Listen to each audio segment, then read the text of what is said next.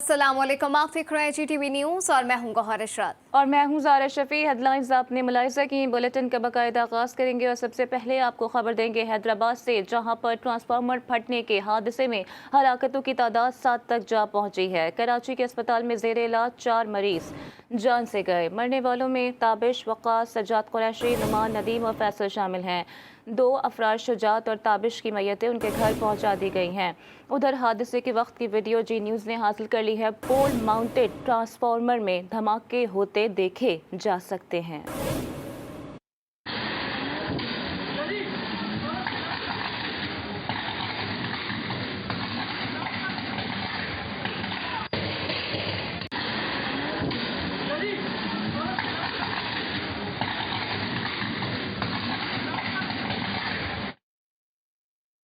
शारा कराकरम को हर तरह की ट्रैफिक के लिए खोल दिया गया है। ISPR के मुताबिक लैंडस्लाइडिंग से मुतासरा शारा कराकरम को बहाल कर दिया गया है। गिलगित बल्तिस्तान में बारिशों के बायस मिट्टी के तोदों से शारा ब्लॉक हुई थी। 20 जुलाई को मूसलाधार बारिशों के बायस शारा कराकरम बंद हो गई थी। रायकोट, तत्तापानी समेत 20 मकामात पर लैंडस्लाइडिंग हुई थी। FWO ने शदीद मौसम दुश्वार इलाकों के बावजूद शारा को क्लियर कर दिया है।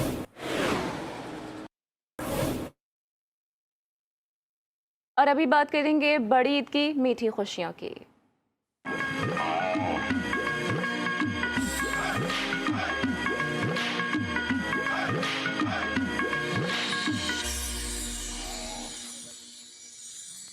पेशावर में ईद के तीसरे दिन भी फर्जंदान इस्लाम सुन्नत इब्राहिमी की अदायगी के लिए कुर्बानी में मसरूफ हैं। कहते हैं गोश्त कुर्बा नादार, मिस्कीनों और लाचारों में तकसीम करेंगे। मजीद जानते हैं अपने नुमाइंदे नवाब शेर से। जी नवाब, अपडेट कीजिएगा। जी बिल्कुल, पेशावर में ईद कुर्बान के तीसरे दिन भी जो है वो शहरी सुन्नत इब्राहिमी पर अमल पैरा होकर अपने जानवरों की कुर्बानी कर रहे हैं, जिसका गोश्त वो गरीब मसाकीन में बांट रहे हैं। मेरे साथ कुछ शहरी मौजूद है, उनसे बात करते। जी बताइए कि आप लोगों ने कुर्बानी की है कि नहीं है? जी बिल्कुल, हमने कुर्बानी की है और हम इधर आए हुए हैं और इंशाल्लाह भी अपने दोस्त में और फैमिली वालों में इंशाल्लाह ये गोश्त बांटेंगे। जैसा कि आप लोग देख रहे हैं कि शहरियों का यही कहना है कि जो उन्होंने कुर्बानी की है उनका गोश्त जो है वो गरीब मसाकीनों में बांटेंगे, जबकि इसके साथ साथ वो ख़ुद भी ये गोश्त खाएंगे और अपने दोस्तों को भी खिलाएंगे और रिश्तेदारों को भी जो है वो खिलाएंगे। तो इस वक्त जो है वो पेशावर शहर में इनफरादी कुर्बानी के साथ इज्तिमाई कुर्बानी का सिलसिला भी जारी है और शहरी जो है वो अल्लाह की राह में अपने जानवर कुर्बान कर रहे हैं। जी, इस्लामाबाद में भी ईद उल अज़हा के बाद CDA की जानिब से नीट एंड क्लीन ऑपरेशन जारी है। वफाकी दारुल हुकूमत के नवाही इलाकों में अभी तक ऑपरेशन शुरू नहीं किया जा सका। इसी हवाले से मजीद आपको बताएंगे साले अब्बासी।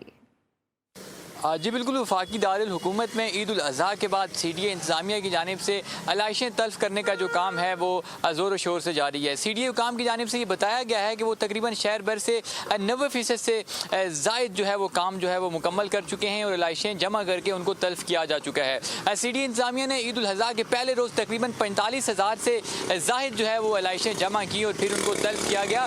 साथ ही साथ ईद उल अज़हा के दूसरे रोज़ और आज के दिन भी CDA इंतज़ामिया जो है वो अलाइशें तल्फ़ करने में मसरूफ़ है। लेकिन इस्लामाबाद के जो नवाही इलाके हैं वहाँ अभी तक CDA हुकाम अपनी जो सफाई का ऑपरेशन है वहाँ तक नहीं पहुँचा सके। मैं इस वक्त बर्मा टाउन इस्लामाबाद में मौजूद हूँ। यहाँ मेरे अकब में आप देख सकते हैं कि यहाँ सड़क के किनारे अलाइशें ताहाल मौजूद हैं और CDA हुकाम ने अपनी सलाहियतें अभी तक यहाँ पर बुरुकार नहीं लाई। यहाँ के ये कहा जा रहा है कि ये अलाइशें यहाँ जमा होने के बायस उनके जो मामूलात ज़िंदगी हैं वो शदीद मुतासिर हो रहे हैं। साथ ही साथ अलाइशों और जो दूसरे जानवरों का जो फुजला है उससे अहले इलाका को जो शदीद दुश्वारी भी है और उसके ताफुन से यहाँ से गुजरना भी जो है मुहाल हो गया है। CDA हुकाम अंदरूनी शहर तो अलाइशें तल्फ़ करने में खासी कामयाब दिखाई दी है, लेकिन अभी तक इस्लामाबाद के नवाही इलाके CDA की तवज्जो के मुंतज़िर हैं। जी, और कोयटा में मेट्रोपॉलिटन कॉरपोरेशन ने तो कमाल ही कर दिया। जी हाँ, शहर भर से मुख्तलिफ शिफ्टों में अलाइशें ठिकाने लगाने का काम जारी है, जबकि शहर में सफाई के बेहतरीन इंतजाम पर शहरी भी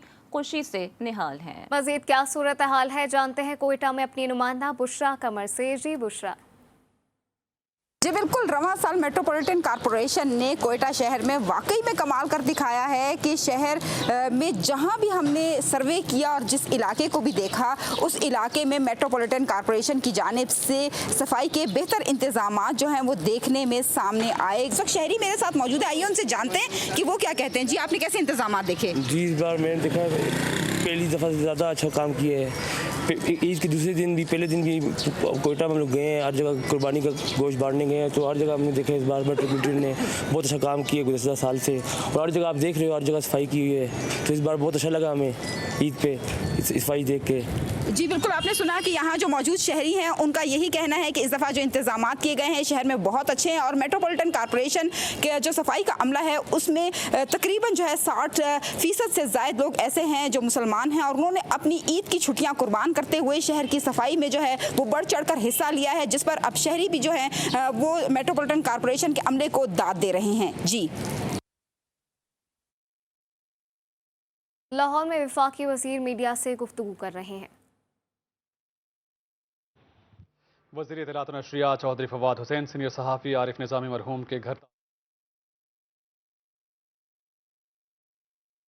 और अभी आपको बताएं कि ईद का तीसरा रोज़, मगर छुट्टियां ख़त्म होने पर परदेसियों की अपने प्यारों के साथ ईद मनाने के बाद वापसी का सिलसिला शुरू हो गया है। लाहौर के बादामी बाग लारी अड्डा पर कोरोना SOPs का भी कोई ख़ास ख्याल नहीं रखा जा रहा। तफसीलात वहीद गुज्जर से जान लेते हैं। जी वहीद, आगा कीजिएगा।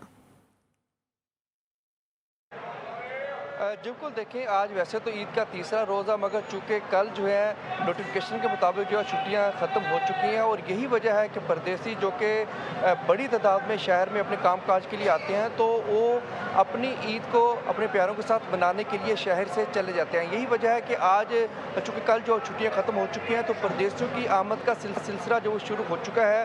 बहुत ज़्यादा तादाद तो नहीं है, मगर जितने भी परदेसी आ रहे हैं वो काफ़ी खुश दिखाई दे रहे हैं, क्योंकि अक्सर परदेसियों को हमने देखा कि चूँकि जुमे का दिन आज जुमे वाले दिन वो छुट्टी ले लेते हैं अगली 2 छुट्टियों को साथ मनवाने के लिए, मगर परदेसी अलबत्ता ज़रूर वापस आ रहे हैं। ख़वातीन की भी बड़ी तादाद है, और मर्द हज़रात जो वो भी काफ़ी बड़ी तादाद में लाहौर लारी अड्डों का इस वक्त रुख किए हुए हैं। मगर बताता चलो, जितने भी परदेसी आ रहे हैं हमने उनको देखा कि कोरोना SOPs का खास ख्याल नहीं रखा जा रहा। बसों के अंदर भी, लारी अड्डों के बाहर भी जितने भी परदेसी हमने देखे SOPs के हवाले से खासी जो है वो SOPs को खासा नज़रअंदाज किया जा रहा है, जबकि इंतजामी के हवाले से भी कोई यहाँ पर जो है वो कोई एहलकार तैनात नहीं है, जो कि हमने देखा कि गुज़श्ता ईद से पहले जो है यहाँ पर ज़ैली इंतजामी के काफ़ी लोग यहाँ पर तैनात होते थे, पुलिस एहलकार भी होते थे जो कोरोना SOPs पर अमल दरामद करवाने के लिए काफ़ी अलर्ट नज़र आते थे। मगर अब परदेसियों की आमद का सिलसिला शुरू हो चुका है, ज़्यादा तादाद नहीं है, जितने भी आ रहे हैं बसों के अंदर भी जो है कोरोना SOPs को यकसर नज़रअंदाज किया जा रहा है, जबकि बाहर भी हमने देखा कि उस तरह से SOPs को फॉलो नहीं किया जा रहा जिस तरह कि किया जाता था। फेस मास्क के हवाले से भी कुछ शहरियों ने जो है SOPs को जो है वो अपनाया हुआ है, मगर ज़्यादातर हमने देखा कि नज़रअंदाज ही किया गया है। मगर परदेसियों की हमारी कुछ बात थी, उनका कहना था कि कुछ परदेसी खुश भी थे, कुछ जो है कुछ उदास भी थे, क्योंकि 2 छुट्टियाँ सिर्फ मिली थी सरकारी वाले से। अब परदेसियों का ये कहना था कि चूँकि अब वापस वो आ चुके हैं, तो अब जो अपने कामकाज पर वो जो है वो ध्यान देंगे। मगर इस वक्त जो है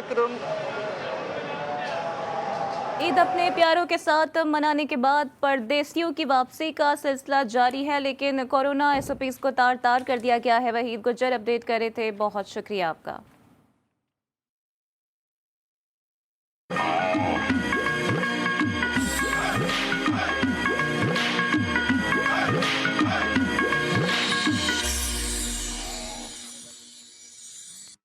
आज़ाद कश्मीर के इंतखाबात में अमन अमान कायम रखने के लिए पाक फौज की तैनाती का फैसला कर लिया गया है।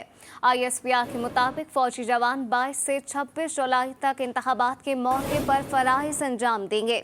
इलेक्शन कमीशन आज़ाद कश्मीर ने इंतखाबात के मौके पर फौज तैनात करने की दरख्वास्त की थी, और फौज की तैनाती पुरअमन इंतखाबात के लिए की गई है। फौज के जवान क्विक रिएक्शन फोर्स के तौर पर तैनात किए जाएंगे।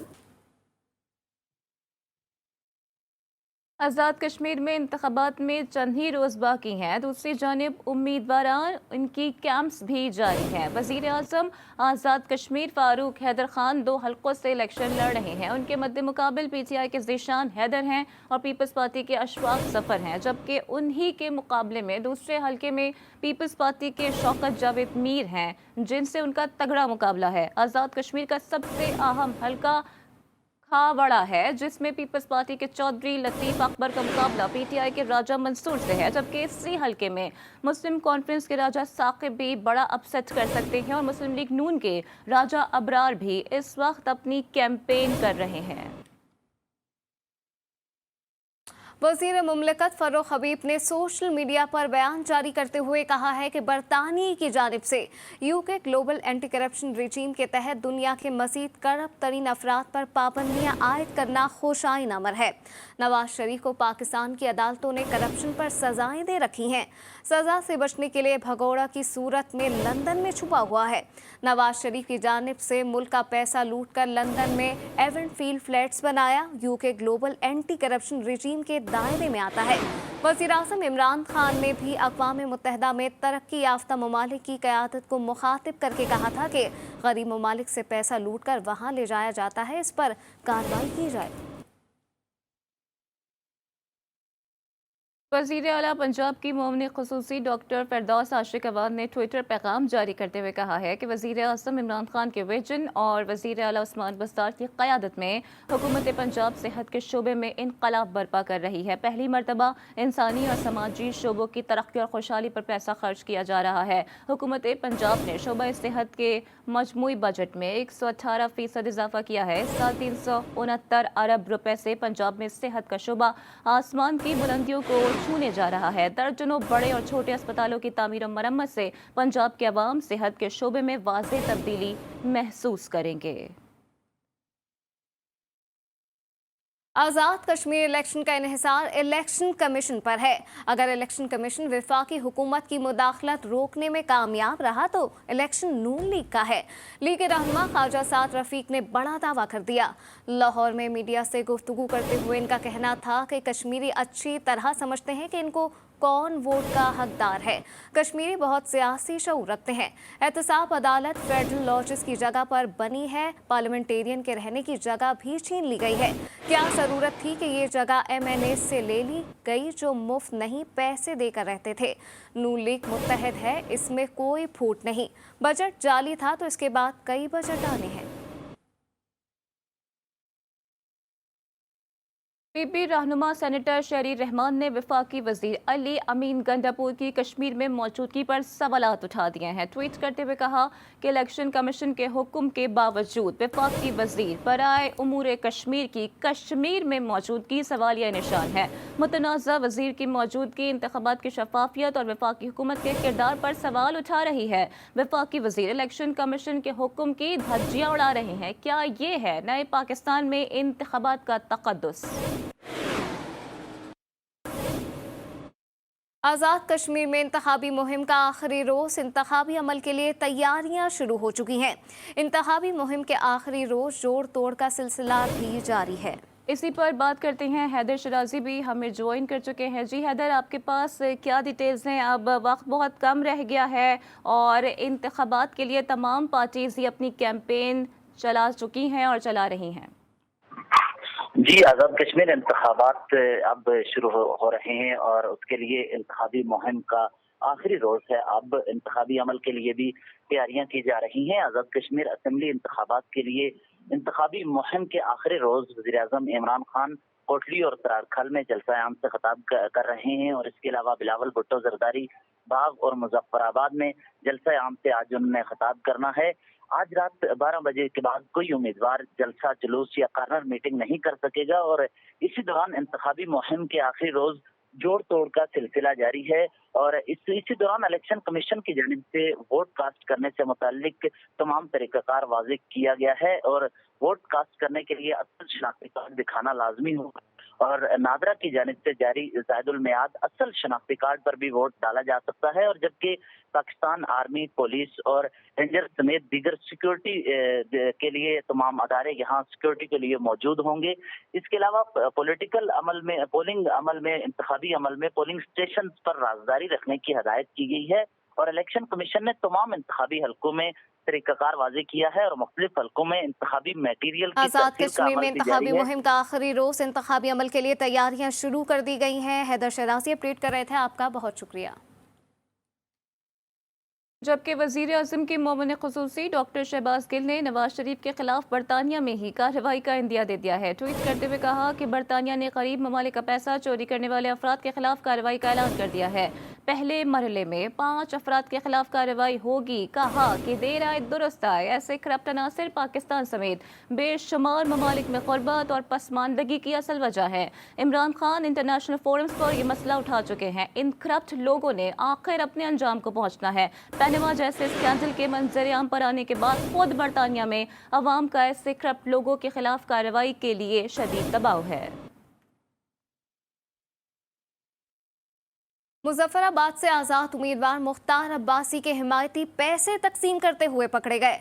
पुलिस एहलकार समेत एक हिमायती नकदी समेत पकड़ा गया है। इम्बोर महाजिर कैंप में लोगों के शनाख्ती कार्ड लेकर पैसे तकसीम किए जा रहे थे। 2 अफराद से नकदी और शनाख्ती कार्ड बरामद कर लिए गए। मुहलिक वबा कोरोना वायरस के हवाले से खबर शामिल कर आपको बताएं, मुल्क भर में आलमी वबा की चौथी लहर बेकाबू हो चुकी है। गुज़िश्ता रोज़ मुल्क में कोरोना से मजीद 11 अफराद जाँ बहक हुए। मुल्क में कोरोना से जाँ बहक अफराद की मजमूई तादाद 22,939 हो गई। NCOC के मुताबिक 24 घंटे में कोरोना के 1,425 नए केसेस रिपोर्ट हुए हैं। गुज़िश्ता 24 घंटों में कोरोना के 25,215 टेस्ट किए गए। मुल्क भर में कोरोना के मुस्बत केसेस की शरह 5.6% रिकॉर्ड की गई है। इस वक्त मुल्क भर में कोरोना के 53,623 फाल केसेस रिपोर्ट हुए हैं। और कुर्राए अर्ज पर कोरोना वायरस की तबाहकारियाँ जारी हैं। आज के ताज़ा तरीन अदाद-ओ-शुमार के मुताबिक इस वक्त तक दुनिया भर में कोरोना के बाइस अमवात की तादाद 41,47,593 हो गई है, जबकि दुनिया भर में कोरोना से मुतासर अफराद की तादाद 19,32,11,000 से जायद हो गई है। अमरीका में कोरोना से मजीद आज 272 अमवात रिपोर्ट हुई, जिसके बाद मरने वालों की तादाद 6,26,078 हो गई। पड़ोसी मुल्क हिंदुस्तान में भी मजीद 450 अफराद लुक़मा अजल बन गए, जिसके साथ ही भारत में जाँ बहक अफराद की तादाद 4,19,000 से जायद हो गई है। तुर्की में आज कोरोना से मजीद 52 अमवात हुई और तादाद 50,761 हो गई है। यूरोप की बात की जाए तो आज मैक्सिको के सरकारी अदाद-ओ-शुमार के मुताबिक मैक्सिको में मजीद 397 मरीज दम तोड़ गए हैं और मजमूई अमवात की तादाद 2,37,207 हो गई है। जबकि जर्मनी में कोरोना से मजीद 37 अमवात के साथ ही जर्मनी में अब तक मरने वालों की तादाद 91,990 हो गई।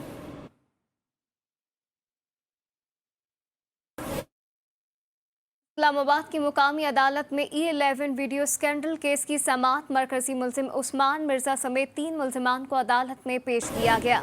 अदालत ने मुल्जिमान का 3 रोज़ा जिस्मानी रिमांड मंजूर करते हुए पीर दोबारा पेश करने का हुक्म जारी कर दिया है। यहाँ पे आपको एक बार फिर बताएं कि इस्लामाबाद की मुकामी अदालत में E11 वीडियो स्कैंडल केस की समाअत मरकजी मुल्जिम उस्मान मिर्जा समेत 3 मुल्जिमान को अदालत में पेश किया गया है। आदिल हुसैन खान भी हमें ज्वाइन कर चुके हैं, उनसे मजीद बात करते हैं। आदिल, अपडेट कीजिएगा, क्या मुल्जिमान के बयानात भी कलमबंद किए जा चुके हैं? जी बिल्कुल, डिस्ट्रिक्ट एंड सेशन अदालत इस्लामाबाद में E11 वीडियो स्कैंडल केस पर समाअत हुई है।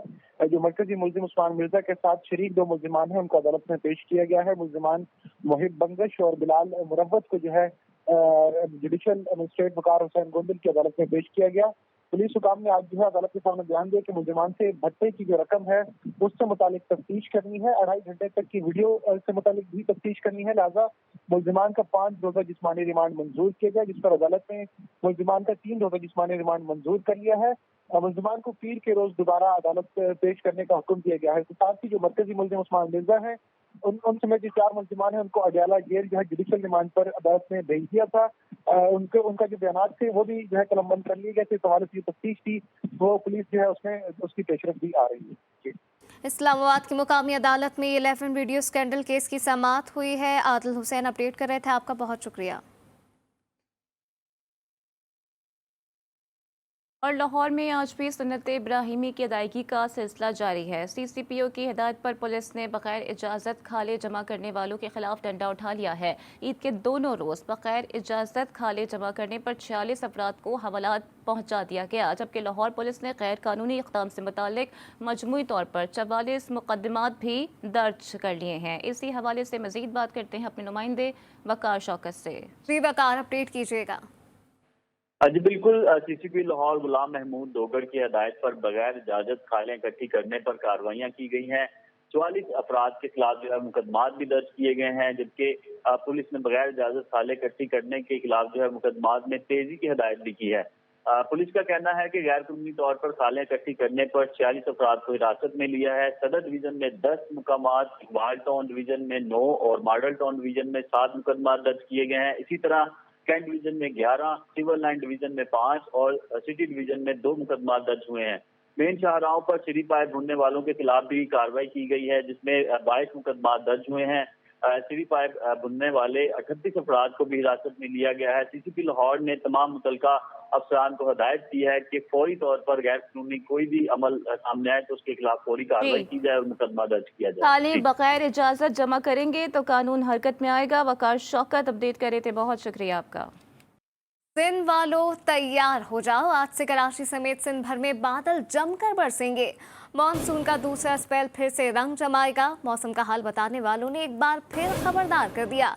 खलीज बंगाल में हवा का कम दबाव बन चुका है, जो राजस्थान से होते हुए आज सिंध में दाखिल होगा, जिसके नतीजे में थरपारकर, उमरकोट, सांगड़, मीरपुर खास में आज से 25 जुलाई के दरमियान गरज चमक और तेज हवाओं के साथ तेज बारिशें होंगी।